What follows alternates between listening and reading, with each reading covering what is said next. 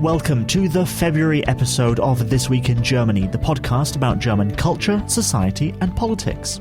Coming up, it used to be one of Berlin's most swinging districts, but it suffered under World War II bombings and was razed to the ground for the Berlin Wall. What became of Potsdamer Platz? It looks quite out of place with the rest of Berlin. Plus, have shocking events on New Year's Day in Cologne changed Germany's view of migrants?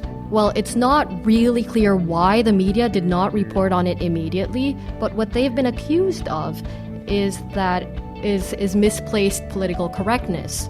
And why winter can be one of the best times of the year to visit Germany. We head to the Black Forest. The Black Forest Highlands are one of the most stunning and picturesque landscapes in Germany. All that and more coming up.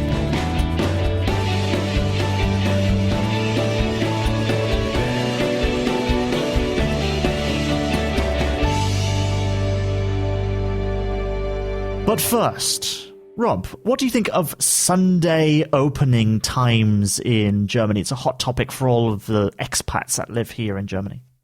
Well, I'm not too keen the way it is right now. I would much prefer if some more shops were open on Sunday. It doesn't have to be all shops, like if they want to keep it the way it is, but I mean, I'm talking like grocery stores. It would be so nice not to have to go to the train station if I was like, I want to make a delicious breakfast that I just didn't think about on Saturday, and I need eggs. So I have to go all the way to the train station just to get some eggs. Well, hold that thought, because someone who's joining us in the studio now is Olcan Hiller, a reporter for us this week in Germany. Hello, Olcan. Hello. So you went out and reported for us on this particular subject. What inspired you to talk about Sunday opening times? I just had too many frustrated Sundays of not having any food in the house and not understanding why I couldn't get any more. So I just had to go and find out why this was happening. And that very moment when you realize that you wish you'd been to the supermarket yesterday sounds a little bit like this. It's morning time. You've just woken up and you realize you have nothing in your cupboards or your fridge. You get ready to go to your local supermarket when you realize, it's Sunday. And that means no open supermarkets. I've lived in Germany for 4 years, and I still sometimes forget that grocery shopping in Germany on a Sunday is not the same as back in Ireland or even other countries in Europe. Some people say it's due to the unions, while others point out that it being a Sunday probably gives it more of a conservative religious background. So the question is, which is it? And do people actually care? How do you feel about not being able to shop on a Sunday? For me, I never got used to it here, actually. I miss that you can go out shopping on Sundays, yeah. It's the rest of our rubbish religion, in this case Protestantism, that we should keep the day closed. It's rubbish. I mean, who the fuck is religious these days? Cheers. I don't really mind it because I usually just stay home Sundays anyway, so I don't really mind. I think it's actually quite good. I mean, because it's open all the other days, so it's actually quite good that you kind of are able to force to do something else than do something with your family or like whatever. So, yeah. It's annoying, and I think it's obsolete. I think it's very boring because and I hate Sunday. And when Sunday is closed, it's like the whole world is closed. You know what I mean? With half being for and the other half against, it's a controversial issue. But why do shops close anyway? It's all down to a special law. The German Ladenschlussgesetz is, if you want, the shop closing time. That's Kai Falk from the Handelsverband, which represents businesses in the retail sector, explaining what Ladenschlussgesetz actually is.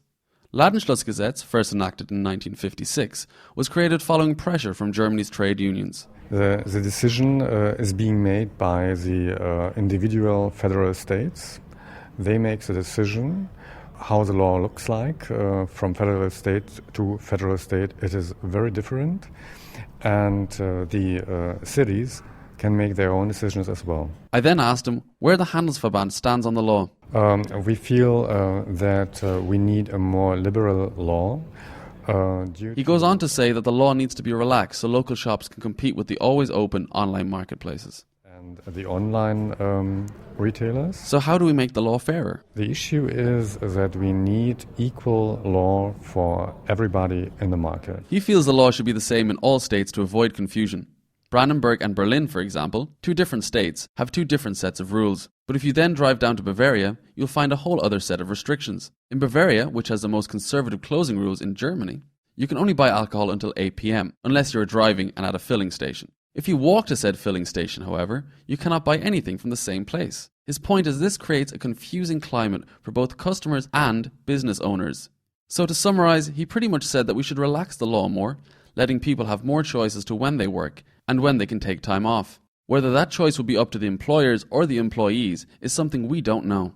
He also said it would let shops compete better with the always open online retailers, which is an interesting point, showing the real impact online shopping has on local businesses.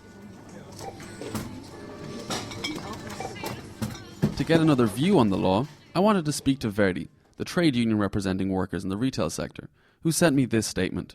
They told me that Verdi is against further deregulation and they want to guarantee employees have more time off. In response to the claim that longer opening hours creates more jobs, they said it actually does more harm for smaller and medium-sized businesses because they often cannot afford to guarantee longer opening hours. This was also said in an interview with Eva Vögel, Verdi press officer, on N24, a German television news channel, where she said, "It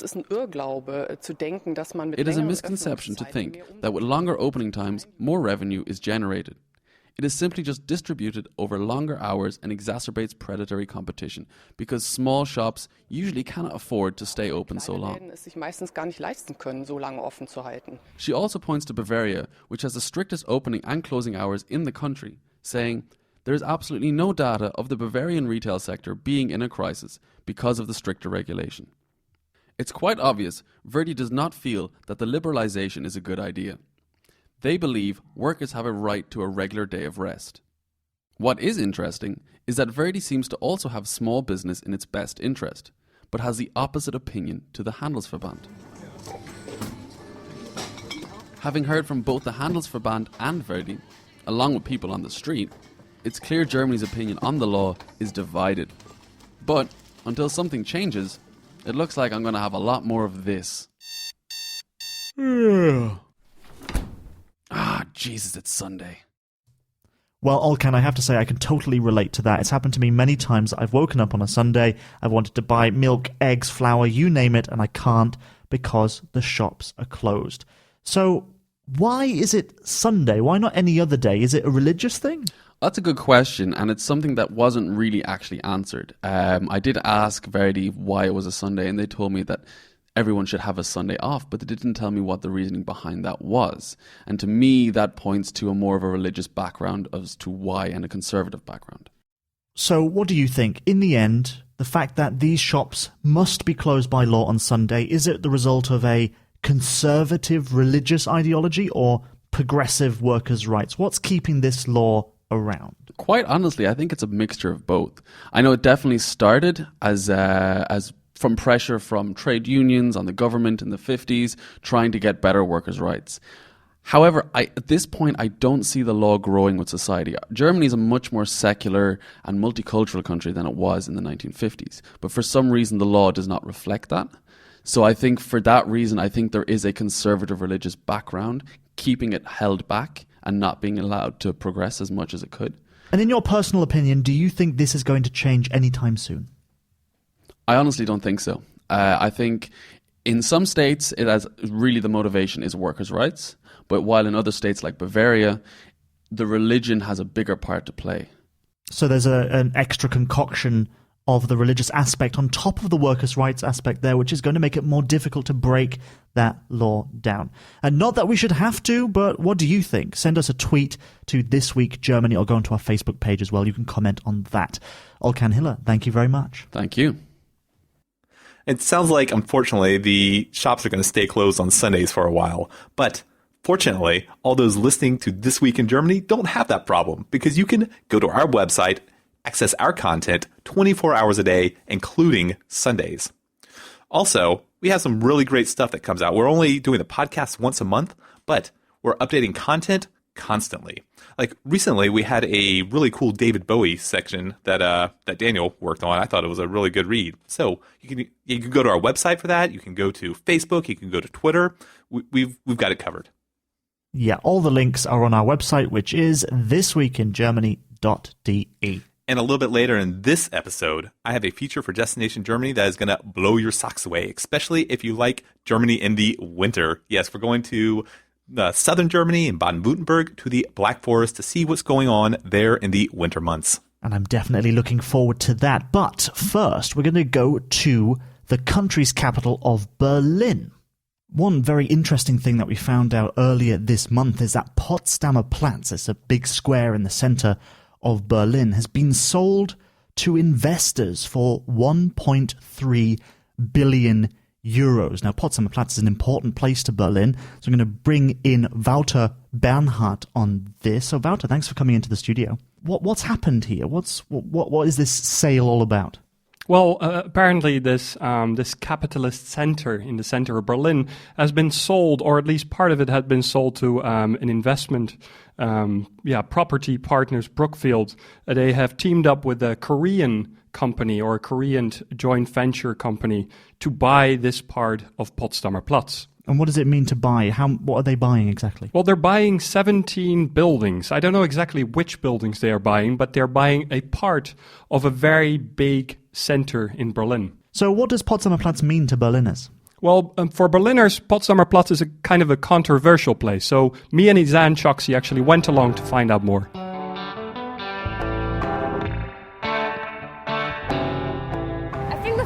I would say the first sort of impression that I get of Potsdamer Platz is that it kind of looks like it's been put here and it looks quite out of place with the rest of Berlin. Yeah, I guess you're kind of right. It doesn't strike like your typical Berlin neighborhood.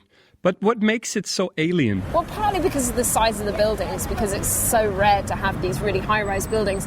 And a lot of the time, if you do have a high-rise that's, quite tall, they were built in the 1960s and they're pretty ugly. Historically, there is an interesting reason for Berlin to be relatively flat. I always like to point out that after 1945, Berlin had, a colossal amount of space because so much of it had been destroyed, and the idea of building high rises was ridiculous because there was so much space. You didn't need to. There was no constraint on the size of where you could build out. Now picture this. 100 years ago, this was one of the busiest traffic hubs in Europe. An absolutely massive square with shops and hotels, with cars, trams and people all about. Potsdamer Platz was like the European version of Times Square in New York City. It was from this square that Berlin's first actual train departed in 1838. It drove towards the city of Potsdam, hence the name Potsdamer Platz. In 1882, Germany's first electric streetlights were installed on the square. And in 1923, Potsdamer Platz would be the beacon for Germany's first radio broadcast. So this square was the absolute pinnacle of modern German society in the late 19th and the beginning of the 20th century. Unfortunately, this age of prosperity is not long-lived. The National Socialists come into power in 1933, plunging Germany and the rest of the world in one of the most tragic events history had ever seen. Potsdamer Platz becomes the epitome of bombed-out Berlin after the Second World War. And then also why they did not develop it right after. First of all, they need to take the rubble out of the city. They need to rebuild quite a few other parts of the city. But then in 1961, the wall happened. So we can see in the next picture. And the wall, as we just spoke about, runs right through Potsdamer Platz. Mm-hmm. Just divides it all of a sudden into being East and West Berlin. And both East and West Berlin decide not to develop the land on either side of the wall. It's just not appealing. So Potsdamer Platz remains empty, a wasteland.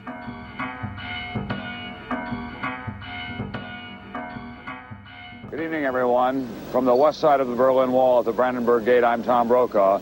The Brandenburg Gate, of course, is in East Berlin, and the sound that you hear and what you're seeing tonight, not hammers and sickles, but hammers and chisels as young people take down this wall bit by bit. The coming down of the wall on the 9th of November 1989 will have a tremendous impact on the wasteland formerly known as Potsdamer Platz. Because something will arise on this spot that is going to provide for the most peculiar spot that Berlin has to offer today. but then they have to make some sort of a plan for Potsdamer Platz, because it used to be such a bustling center for Berlin. Immediately after the fall of the wall, on this empty stretch of land, plans are made to revive Potsdamer Platz to its former glory. In the 1990s, the former square is turned into Europe's largest construction site, erecting 39 massive buildings in a period of only 10 years. Yeah, well, I think there was a huge amount of optimism. I mean, you've got the fall of the wall in 1989, which heralds in, the fall of the Soviet Union, and Potsdamer Platz becomes like a symbol of this optimism in the architectural world of how you can rebind two cultures that have been separated for 40 years. It's like this incredibly optimistic time during the 1990s of like, how do we recreate a city? And how do we recreate a city that's going to show prosperity, democracy, capitalism, freedom at its most lavish and most wonderful? And so the product of that is Daimler Center and Sony Center, which basically tried to build what they had in Potsdamer Platz 100 years earlier, which was this bustling metropolis city centre. So in fact, the Sony Corporation and the city of Berlin have managed to create and set up a plan, a structure for the future of city planning in Berlin. A bold and architecturally ambitious city centre where Berliners feel free to have a good time. Or is it? Indulge yourself in modern commercial activities. And in a sense, it's achieved that. So there's something quite satisfying about Potsdamer Platz, even though, it's not integrated into the city very well, even though How often are you here? Never. Why would I? Ah, really? When the city of Berlin decided to have this plot of land become privately developed, they had one condition. The site has to become a lively city center in and by itself, and cannot just contain offices and working spaces. Both the Sony Center and the adjacent Daimler-Benz Center were to be filled with offices, as well as apartments, shops, and leisurely institutions like clubs and movie theaters. Let's see how well that has turned out. So what we're looking at now is this triangle in front of us with the buildings on three sides. The end of this road, and then on one side of the road we have another couple of different buildings, one circular building, one high-rise in the distance, and then this huge entertainment complex. Yeah. And this is really, this triangle here, this says it all about what Renzo Piano, the architect, wanted to create in the Daimler Quarter, because he wanted to create somewhere that had everything, that had shops, cafes, restaurants, places to relax, but also had an entertainment centre, places to go and enjoy yourself, but also had really nice apartments where you could live and have a thriving community. But I think what he wanted, I might be wrong in this, but I think what he wanted was for it to reflect Berlin, so to have small local businesses, not chains, and not to be so corporate. But unfortunately, that doesn't seem to have happened. Whatever the reason is, we, citizens of Berlin, do not feel at home at Potsdamer Platz. It's evidently part of the city, and we visit it every once in a while, but we have a hard time connecting with it, feeling enveloped by it. I think Berlin's quite special because it's like lots of little different towns that are all somehow joined together and have been joined together with time. But when you come here, it feels like not a town. It doesn't feel like a kind of community area. It just feels like a bunch of big, intimidating buildings. And I think that's why people don't feel like it's part of Berlin. Maybe also for the first time you feel like you're an actual international city. Yes. Instead of like a village, right? Yeah. Or like a small town. Because I live in Kreuzberg, I see my little Kreuzberg as my little thing, That's Berlin for me. That's how it works. Yeah, I'm the same. I'm in Naughty Neukölln. Neukölln that used to be the cheeky town of Rixdorf, where people would go and drink all night, drink champagne, take drugs and dance cheeky little dances, and then it became Naughty Neukölln for the hipsters of our generation. True that. And it does feel like a sort of ramshackle town that happens to be part of a global city, possibly by accident. Whereas when we're here, we feel like we just walked into, a genuinely real, international city. Yes. At the heart of modern commerce, capitalism, and global democracy or something, you know?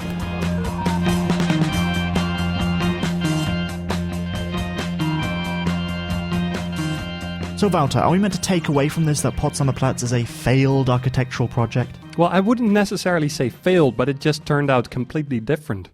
What is it for? Who is it for in the end? It was in the beginning a place for Berliners to hang out, to have a good time, to work, to live. And it turned out to become a place where especially tourists feel comfortable. Would you recommend it to tourists? Who would you recommend Potsdamer Platz to? Well, I would at least say that everyone should check out what Potsdamer Platz is about, but don't expect to find the true Berlin feel at Potsdamer Platz. Okay, and if people want to learn more, not just about Potsdamer Platz, but also a whole host of other places in Berlin, where can they go? Well, they can actually go and check out my podcast at www.walrusandthebear.com, and there I deconstruct quite a few other historic places in Berlin. Okay, can you explain the name to me, Walrus and the Bear? Well, it comes from, the bear is obviously Berlin, and because people are really not capable of pronouncing my Dutch name, I made it into Walrus, so I am Walrus and the Bear is Berlin. All right, Wouter Bernhard, thank you very much for coming into the Twig studio and talking to us all about Potsdamer Platz. Yeah, that's a great podcast, Walrus and the Bear, which you can find on iTunes or in your favorite podcast app. This Week in Germany also has a newsletter, if you didn't know, which you can find on our website, thisweekingermany.de. Just look on the sidebar, and you can sign up from there. All right, it's time for some more news now. And Rob, how long did your New Year's hangover last? I would say not at all. I don't think I was hungover on New Year's Day. Well, Henrietta Reker, the mayor of Cologne, and that very same city's police force have had a hangover that's lasted all month. It's a political issue which won't go away. And as you know, if a hangover lasts that long, then something is seriously wrong. But of course, it was much worse for the people celebrating New Year's Eve in the city centre of Cologne on that night. So to find out the details behind this story, joining me now in the studio is journalist Janelle Duman-Laon. Janelle, thank you for talking to us. Thank you, Daniel. I'm glad to be here. So, what happened? Our story starts at around 8 p.m. in front of the Cologne Central Station on New Year's Eve. You have to imagine that a crowd of about 1,000 people were gathered here in the square, celebrating, as you can imagine, and mobs of around 40 to 50 men each, totaling a couple hundred, started to throw firecrackers into the crowd, so inspiring panic and pandemonium. And as the night wore on, the situation deteriorated. There were waves of sexual assaults. There were stolen cell phones, stolen wallets. There was even some cases of rape.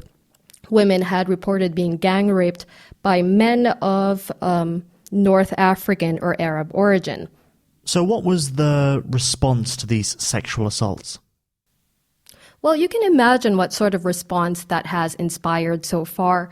The reason that this is such an issue is because many of the suspects that were present at the Cologne attacks were of North African and Arab origin, as we've said. So you can imagine that there has been quite a bit of backlash from the German public because this issue is being conflated with Angela Merkel's open arms refugee policy. So, I mean, the facts are just starting to become clear. To date, we have 821 official complaints, over 1,000 victims, 1,049 to be exact. 359 of the complaints are for sexual offenses, and you have 30 suspects. So a fraction of the people who may have been involved are currently being investigated, and they're all from North Africa. Now, 15 of them are asylum applicants. So Justice Minister Heiko Maas has promised reforms to make it easier to deport asylum applicants who offend German law, so to say.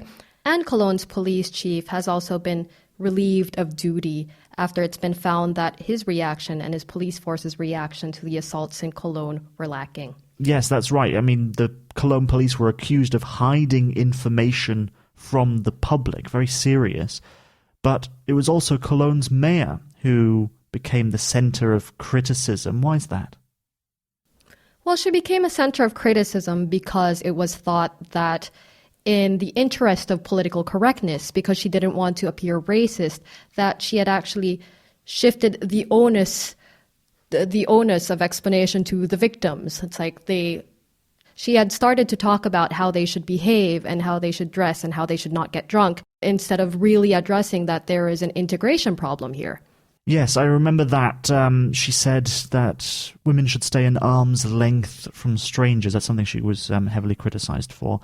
But also the media haven't really they didn't do their job in this case. They didn't report on these incidents when they first came to light.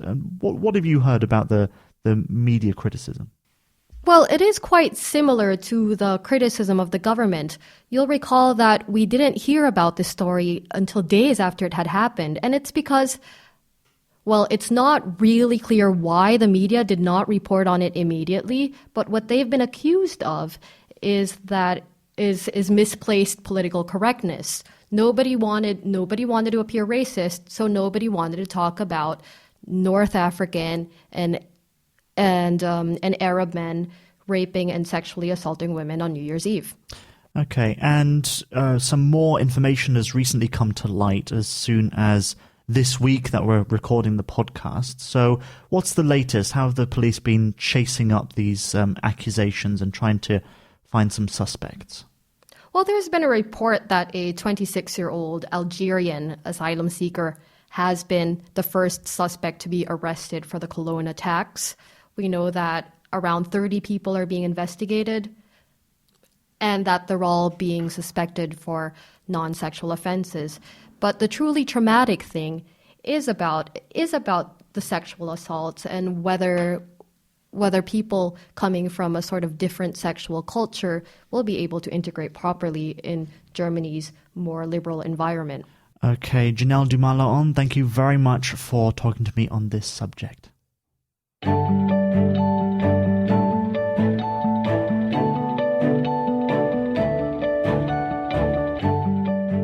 And now for the current news in brief.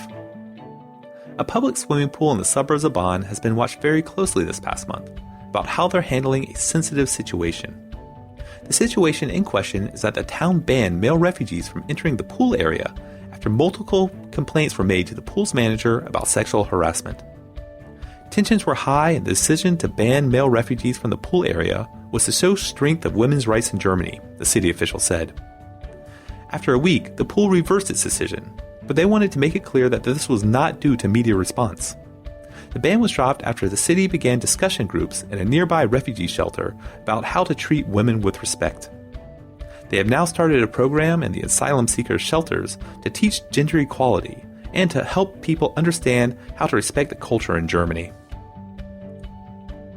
The car manufacturer, Volkswagen, is now facing yet another and even larger lawsuit that threatens millions more euros in damages. The European class action lawsuit started, and now hundreds of people that own VWs are signing up each week to be a part of it. Already, over 60,000 people are included, and the numbers keep growing. This class action lawsuit is estimated that it could cost VW of up to 10 million euros. But this is just another drop in the bucket, as VW has hundreds of lawsuits against them right now. The combined class action lawsuits just from the United States is totaling over $90 billion. The superstar David Bowie might be gone from this world, but he's not gone from many people's hearts and minds. So much so that an online petition was started, trying to get city officials to change the street in Berlin where David Bowie lived. Other than the love for the man and his work, many people are stating that there are many streets in Berlin named Hauptstraße, yet there are no streets named David Bowie Straße. One of the first hurdles that supporters may run into is that under the law, a street cannot be changed to someone's name until at least 5 years after their death. One of the things that people think about when thinking of Germany is beer, and it's usually a positive thought.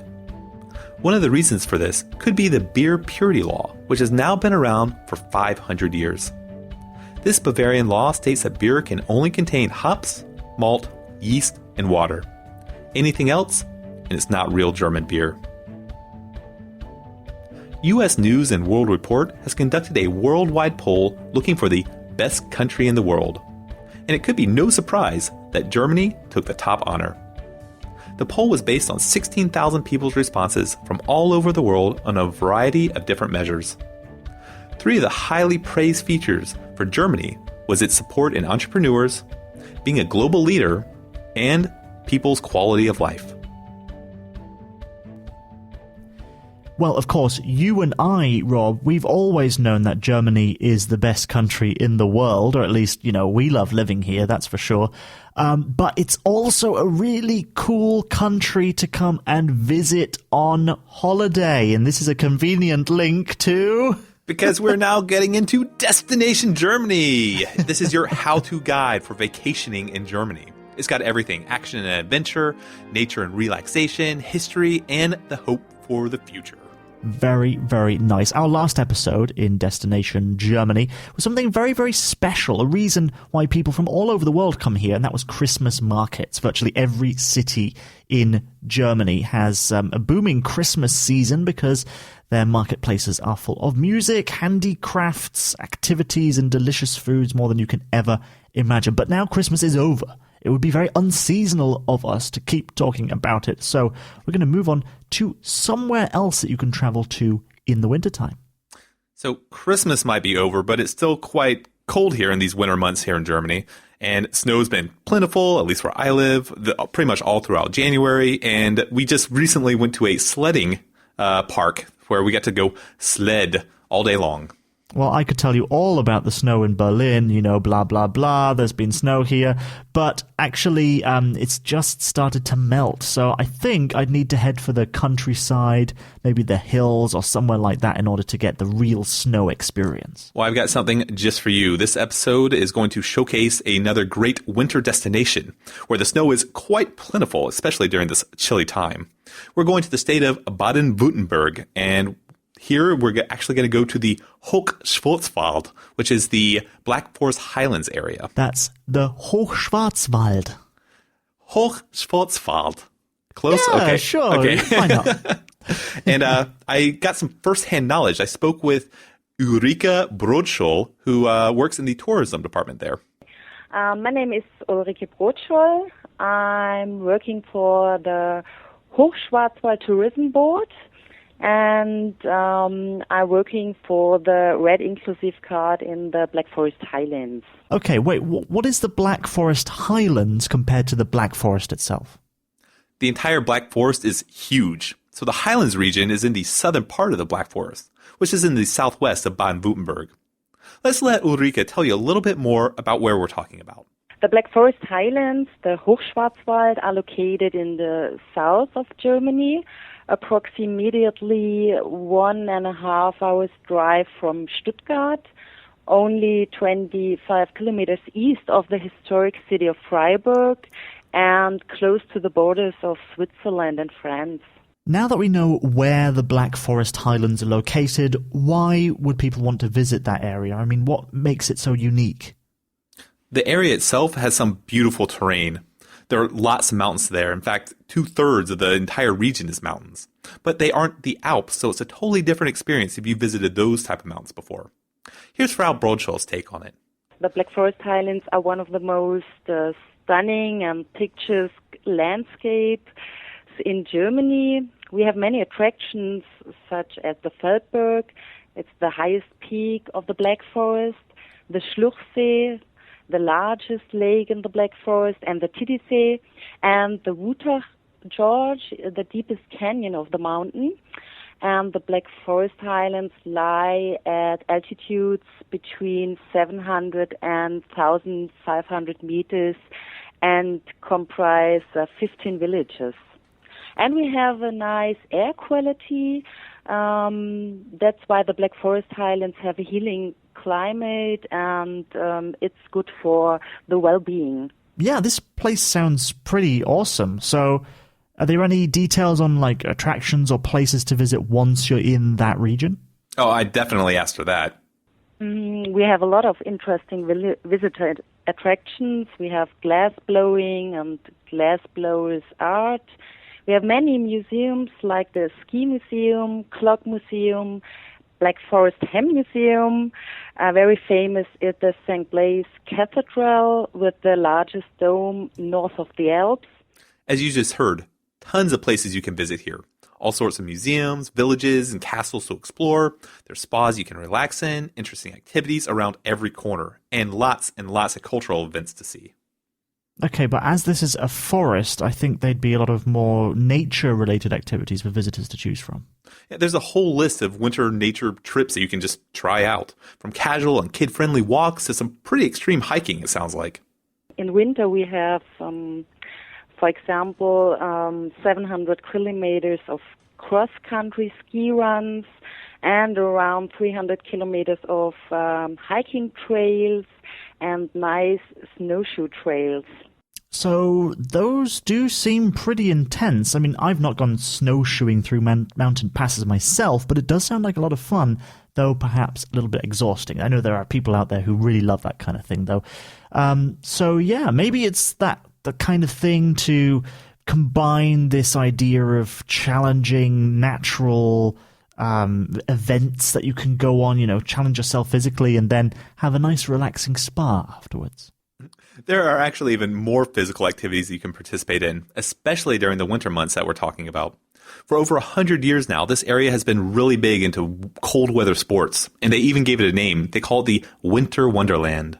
In the winter, the Feldberg and the surrounding areas offers very best conditions for all winter sports fans. The Winter Wonderland includes more than 60 lifts serving exciting ski and snowboard slopes of every level. We have blue, red, and black slopes, and we have 35 sledding slopes with 8 sledding to-go stations.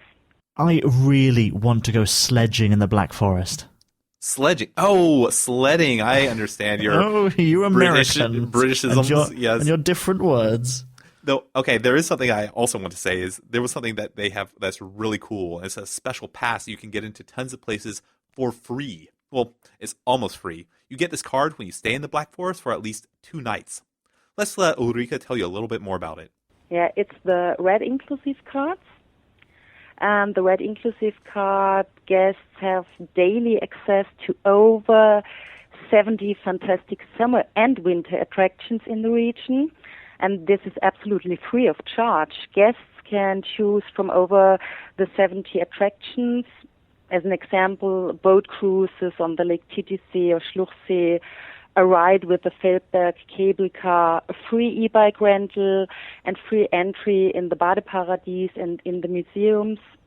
And during the winter seasons, guests receive a free ski pass and are able to rent cross-country equipment or a sledge. And the card itself won't cost a cent.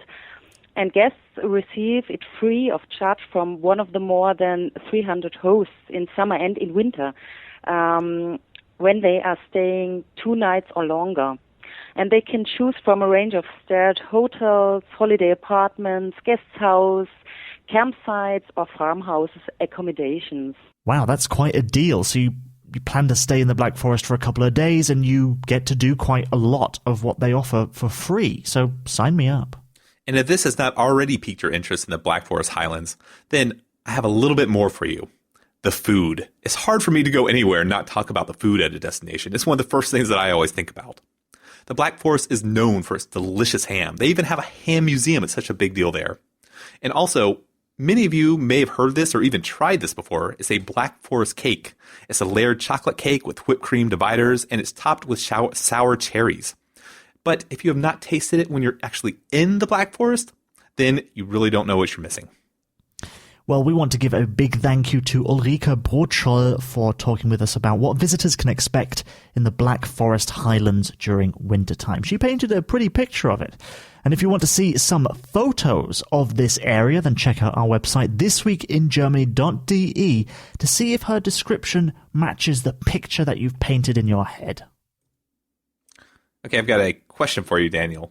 All right, I'm ready. Okay, we are now switched to this monthly format, so what are we going to do with our German of the Week segment? Well, I think we should turn it into a kind of a monthly segment, but I think that the person who's been most influential this month has been David Bowie. Now, normally in our German of the Week segment, we choose someone who's had a a positive impact or a negative impact on Germany. They could be German or not. They could be an honorary German that we've just decided that, they can be called the German of the week. I think David Bowie should be German of the month. And I have a post about this on our website, thisweekingermany.de.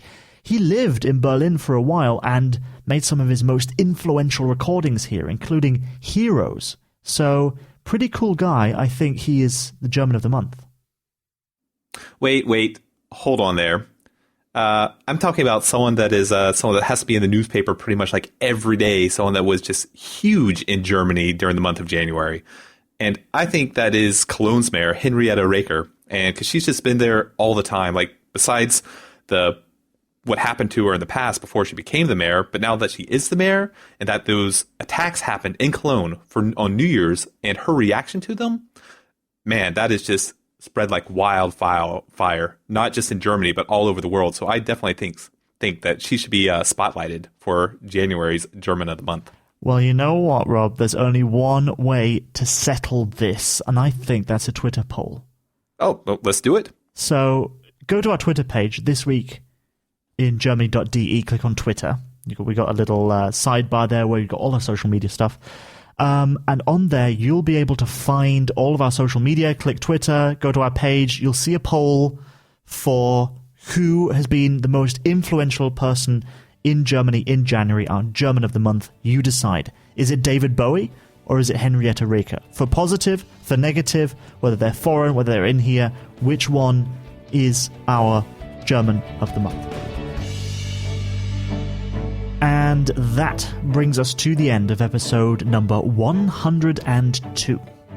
Thank you very much to Olcan Hiller for his investigative reporting, and Walter Bernhard for telling us about Potsdamer Platz.